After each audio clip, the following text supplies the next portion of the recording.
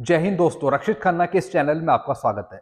दोस्तों, आज के इस वीडियो में मैं आपको कुछ इंपॉर्टेंट इन्फॉर्मेशन दूंगा और दोस्तों इन जानकारियों से जुड़े कुछ लेटर भी दिखाऊंगा साइड में, वो भी आप चेक करेगा। अगर आप पहली बार मेरा चैनल देख रहे हैं, वीडियो देख रहे हैं, तो दोस्तों आप मेरे चैनल को सब्सक्राइब कर सकते हैं, क्योंकि पेंशन से रिलेटेड जो मुद्दे हैं वो मैं लाता रहता हूँ और उसका सोल्यूशन भी बताता रहता हूँ। चलते हैं दोस्तों पहली इन्फॉर्मेशन की तरफ। पेंशनर्स भाग रहे 8th सीपीसी के पीछे, ओआरओपी 2 की विसंगतियों को भूलें। जी हाँ दोस्तों, जो भूतपूर्व सैनिक हैं वो ओआरओपी 2 की विसंगतियों को भूल गए हैं। जहां पर 8th सीपीसी के मांग के लिए आंदोलन हो रहे हैं, वहां पर भूतपूर्व सैनिक जा रहे हैं, बल्कि जो ओआरओपी 2 की विसंगतियों को लेकर जो भूतपूर्व सैनिक आंदोलन कर रहे हैं, वहां पर कोई जा ही नहीं रहे। ऐसा मत करिए। सबसे पहली प्रायोरिटी जो है, सबसे पहला मकसद है ओआरओपी 2 की विसंगतियों को ठीक करना।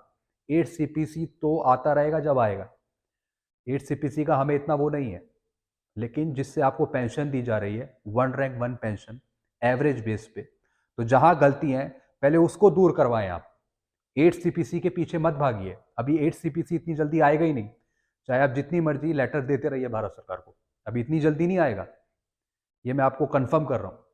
इसलिए 1 रैंक 1 पेंशन जो आपको मिलनी है आगे, वो आरओपी 3 मिलनी है। कहीं ऐसा ना हो रैंकों को और नुकसान हो जाए वो आरओपी 3 में। तो इससे पहले 1 रैंक 1 पेंशन की जो विसंगति है उसको ठीक कराने के लिए भारत सरकार से गुहार लगाइए। जहां आंदोलन हो रहे हैं, जहां लेटर लिखे जा रहे हैं, उनका सहयोग कीजिए।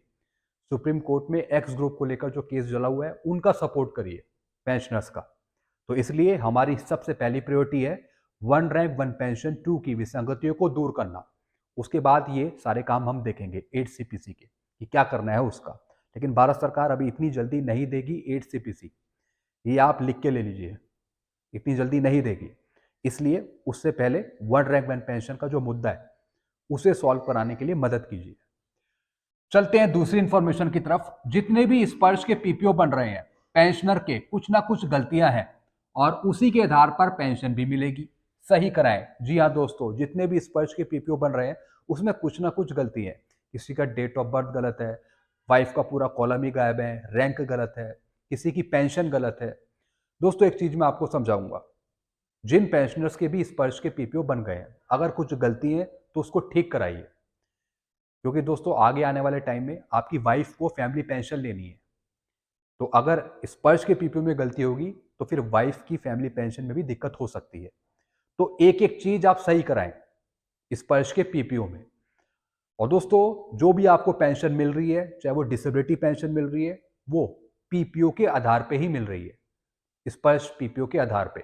अगर पीपीओ सही है तो आपकी पेंशन भी ठीक है, अगर पीपीओ गलत है तो आपकी पेंशन भी गलत है। तो स्पर्श का पीपीओ आप जरूर सही कराएं अगर गलतियां हैं, चाहे रिकॉर्ड के माध्यम से या फिर खुद एडिट करके। चलते हैं दोस्तों अगली इंफॉर्मेशन की तरफ। आईईएसएम मेजर जनरल सतबीर सिंह जी ने पीएम को लिखी चिट्ठी 80 ईयर्स का बेनिफिट दिलाने के लिए, रिजर्विस्ट पेंशनर्स के लिए, ओआरओपी एवरेज को खत्म करने के लिए, पीएमआर के लिए, ओआरओपी 2 की एनोमोलीज के लिए, ओएमजेसी रिपोर्ट को पब्लिक करने के लिए, जेसीओस की पेंशन कम हो गई उसको ठीक करने के लिए, फिर जो कोर्ट के ऑर्डर हैं जो भारत सरकार नहीं मान रही तो उसको ठीक करने के लिए। दोस्तों यहाँ पे मेजर जनरल सतबीर सिंह जी ने ओआर जेसीओस के फेवर में पीएम को चिट्ठी लिखी है।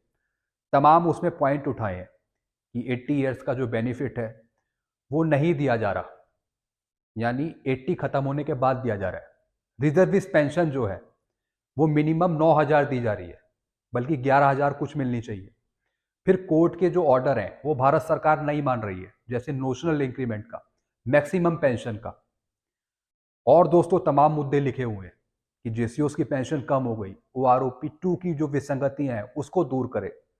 दोस्तों यहाँ पे मेजर जनरल सत्येंद्र सिंह ने काफी लंबा लेटर लिखा है और अब देखने वाली ये बात है कि भारत सरकार का क्या रिस्पॉन्स आता है। यानी ओआर जेसीओस भी चिट्ठियां लिख रहे हैं, ऑफिसर्स भी चिट्ठियां लिख रहे हैं, लेकिन भारत सरकार मुंह पर उंगली लगाए बैठे है, कुछ नहीं बोल रही है। तो दोस्तों इसका इम्पैक्ट क्या पड़ता है ये देखने वाली बात होगी। अभी तो फिलहाल भारत सरकार कुछ कर नहीं रही है, चाहे हम जितने मर्जी लेटर दे दें, लेकिन हम उम्मीद नहीं तोड़ सकते। अगर उम्मीद है तो जिंदगी है। इसलिए हम देखेंगे कि जो ये लेटर दिया है मेजर जनरल साहब ने, इसका रिप्लाई क्या आता है और इसका फेवर ORJC उसके पक्ष में होता है या नहीं होता है, वो आगे देखेंगे दोस्तों। अगली इंफॉर्मेशन है OROP 2 की तीसरी किस्त नहीं आई, व्हाट टू डू। जी हाँ दोस्तों, कई पेंशनर हैं जिनको OROP 2 की थर्ड इंस्टॉलमेंट नहीं मिली है। अब वो पेंशनर्स पूछ रहे हैं कि हम क्या करें। दोस्तों ये वो पेंशनर्स हैं जिनका भी रिसेंट में माइग्रेशन हुआ है स्पर्श पे। पहले उनको पहली दूसरी किस्त बैंक से मिल गई, फिर उनका माइग्रेशन स्पर्श पे हो गया, तो स्पर्श डिमांड कर रहा है नॉन पेमेंट सर्टिफिकेट का। तो अगर स्पर्श मांग रहा है तो वो आपको देना पड़ेगा, तभी आपकी किस्त रिलीज होगी। एक काम करिए, आप CP ग्राम में शिकायत डाल दीजिए। जो भी रिस्पॉन्स आता है उसके बेस पर आप फिर कार्रवाई करें। हो सकता है कि आपको जल्दी OROP 2 की थर्ड इंस्टॉलमेंट मिल जाए, लेकिन कार्रवाई आपको करनी पड़ेगी। चलते हैं दोस्तों अगली इंफॉर्मेशन की तरफ। दिसंबर की पेंशन ठीक आई, सही मिली है। जी हाँ दोस्तों, जैसा कि मैंने पूछा था पेंशनर से कि आपकी दिसंबर की पेंशन में कोई कटौती तो नहीं आई, तो दोस्तों लगभग 70 से 80-90% पेंशनर ने कहा कि दिसंबर की पेंशन हमें बिल्कुल ठीक मिली है। कुछ पेंशनर थे जो बोल रहे थे कि सर हमें दिसंबर की पेंशन नहीं मिली है। हो सकता है कि वो बैंक के थ्रू पेंशन ले रहे हो, वो बोल रहे हो, लेकिन दोस्तों उनकी भी आ जाएगी, आज भी आ सकती है। तो जिनको नहीं मिली थोड़ा सा वेट कर लीजिए, आपको मिल जाएगी दिसंबर की पेंशन। जिनको मिल गई वेल एंड गुड, ठीक है। चलते हैं दोस्तों अगली इंफॉर्मेशन की तरफ। OROP मुद्दों पर राहुल गांधी पहुंचे सैनिकों के पास, मौका दो, 2 दिन में असली OROP लागू करेंगे। जी हाँ दोस्तों, जो राहुल गांधी जी हैं वो भूतपूर्व सैनिकों के पास जाते रहते हैं। इनका कहना है कि हमें एक बार मौका दो, हम 2 दिन में असली OROP ला देंगे। दोस्तों असली OROP लाने का मतलब आप जानते हैं, आप समझ सकते हैं। यहाँ पे PM मोदी जी ने जो OROP लाए हैं वो भी एक असली OROP दिख नहीं रही है।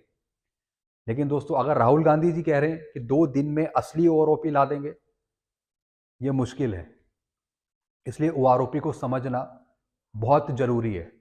खाली कह देने से असली OROP आ जाएगी, ऐसा नहीं होता। फिर भी दोस्तों देखते हैं आगे क्या होता है, कब हमें असली OROP मिलेगी, कब OROP का सॉल्यूशन किया जाएगा, कब JCOs की पेंशन बढ़ेगी, ये सब देखने वाली बात होगी। देखेंगे दोस्तों क्या असर होता है इसका। वैसे 2 दिन में असली OROP आना बहुत मुश्किल है। यहाँ पे सालों लग जाते हैं, हमें असली पेंशन नहीं मिल पाती, और ये तो 1 रैंक 1 पेंशन है, जो बहुत बड़ी कहानी है, बहुत बड़ी कहानी है 1 रैंक 1 पेंशन।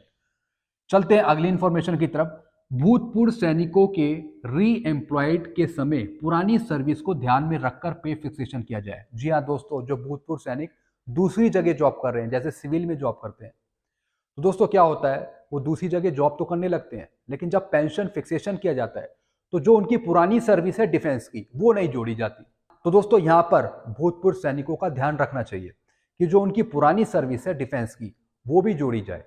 यानी फिक्सेशन के समय ठीक ढंग से उनका फिक्सेशन किया जाए, उनका कोई भी इंक्रीमेंट या फिर कुछ भी डेज सही तरीके से कैलकुलेट करे जाए, ताकि उनको पेंशन पे लॉस ना हो। और दोस्तों जब वो री एम्प्लॉयड होते हैं तो फिर जो 300 डेज है लीव इनकैशमेंट के लिए, वो भी कई बार पूरे नहीं लिए जाते, 300 से कम में ही उनको फिक्स कर दिया जाता है, जिससे उनको लीव इनकैशमेंट में नुकसान होता है। तो पूरे 300 दिन लिए जाएं री एम्प्लॉयमेंट के टाइम, और छुट्टी का पैसा भी सही दिया जाए। एक तो पे फिक्सेशन सही किया जाए और जो छुट्टियों का पैसा है वो भी ठीक किया जाए। दोस्तों एक ये गुहार लगाई है और इसके बेस पर आप लेटर भी देख सकते हैं। चलते हैं अगली इंफॉर्मेशन की तरफ। फिर दोस्तों नवंबर महीने का AICPI का आंकड़ा आ गया है, कंज्यूमर प्राइस इंडेक्स का, और नवंबर 2023 तक आपका DR है 49.68 नवंबर 2023 तक। और दोस्तों जो ये आंकड़ा आया, इसमें जो वृद्धि हुई वो हुई 0.7 पॉइंट की, 0.7% आपका बढ़ा, तो हो गया ये 139.1, और जो अक्टूबर का था वो था 138.4, तो सिर्फ 0.7% बढ़ा। तो दोस्तों आपका 49.68 तो पहुंच गया है। अब आना बाकी है दिसंबर 2023 का आंकड़ा, जो आपको जनवरी में देखने को मिलेगा। तो इससे एक बात कंफर्म हो रही है कि अगर हम दिसंबर के आंकड़े में इतना ही दर्ज करें 139.1, तो आपका DR 50% पहुंच रहा है, 50 आपका पहुंच रहा है। अगर हम दिसंबर के आंकड़े में इतना परसेंटेज ही रखें, इतने ही पॉइंट रखें 139.1, तो आपका 50% पहुंच रहा है। लेकिन दोस्तों देखने वाली ये बात है कि भारत सरकार 50% पहुंचने पर क्या करती है। तो दोस्तों जहां तक मुझे लग रहा है कि आपका DADR आगे ही बढ़ेगा। वो देखने वाली बात होगी कि भारत सरकार क्या बढ़ाएगी, लेकिन मर्ज करना यहां पे मुश्किल लग रहा है। मेरे को तो ऐसा लग रहा है कि भारत सरकार मर्ज शायद ना करे और आपका DADR आगे कंटिन्यू करे, जैसे 50 कर दिया, 53 कर दिया। ये शायद मैंने आपको पहले भी बताया था। मुश्किल है यहाँ पे कि आपका DADR मर्ज हो जाए, लेकिन फिर भी उम्मीद है तो जिंदगी है।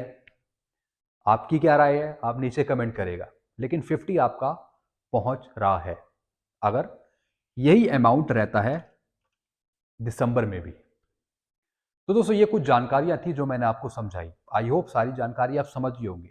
वीडियो आपको अच्छा लगता है वीडियो को लाइक करें और इस चैनल को आप सब्सक्राइब कर सकते हैं। Thank you so much.